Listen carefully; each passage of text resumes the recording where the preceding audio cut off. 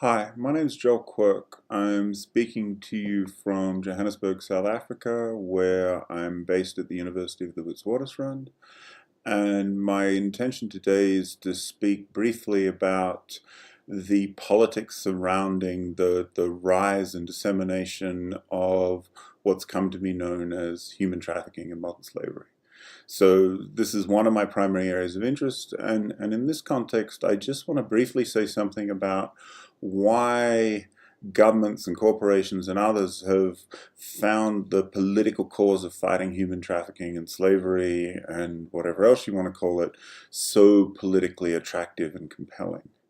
So in order to kind of make the case in a briefest possible time, I just want to offer a reflection firstly that we're living in an age where workplace rights and protections are heavily under threat. They're under threat through deregulation, they're under threat as a consequence of shifts towards outsourcing and supply chains and migrant labor schemes which tie workers to employers. And they're complicated by things like corporate social responsibility, where corporations declare that they're going to regulate themselves. And the net effect of all of this is that we know kind of empirically that workers are having a much harder time than previously articulating and defending and advancing their interests. It's much harder to strike, it's much harder to organize, and as a consequence of this, there's very strong downward pressure on working conditions, working rights, and the capacity of workers to fight and represent themselves. At the same time, we also have a parallel move towards restricting and limiting the capacity of people to move. And this is reflected in things like Fortress Europe and the migrant crisis in the Mediterranean.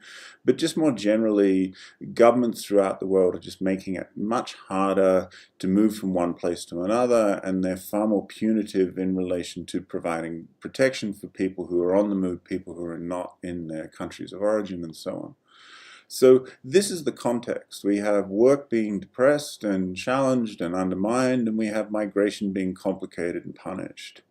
Yet at exactly the same time as these two big moves on migration and work, we have this embrace by governments who are restricting work and punishing migration to declare their commitment to the cause of fighting human trafficking and modern slavery.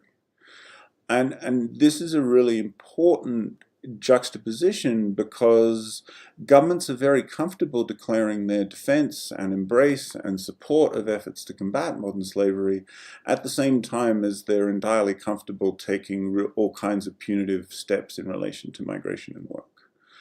And in my work, I found that the political appeal of this idea of fighting modern slavery is tied to the fact that it is given an exceptional status. It's attributed to, deviant organized criminals, bad apples employers.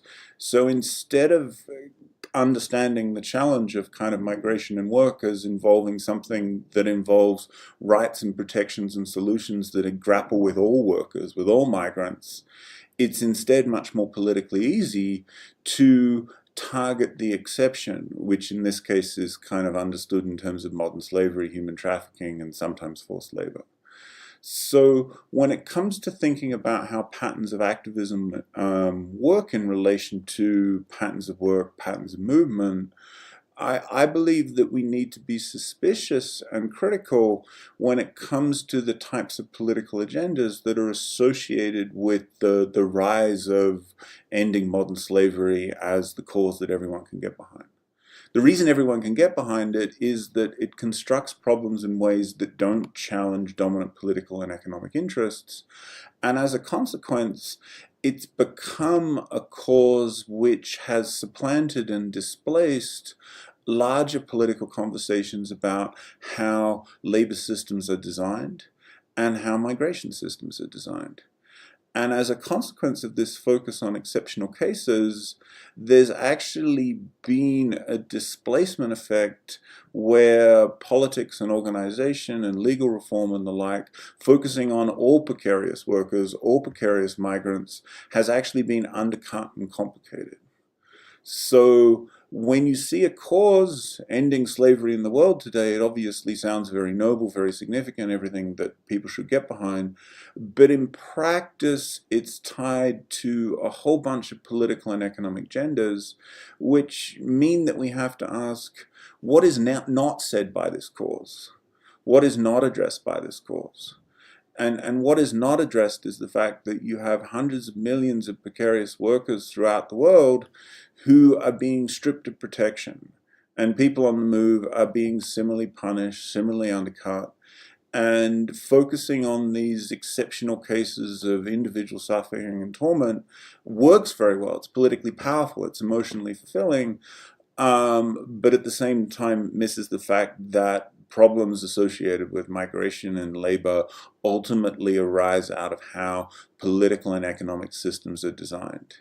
And any interventions which seek to focus solely and exclusively on individual cases of exceptional torment and abuse are not going to properly address how the design of labor and migration systems operate.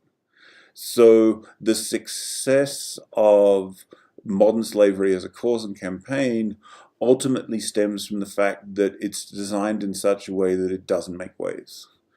It doesn't rock the boat.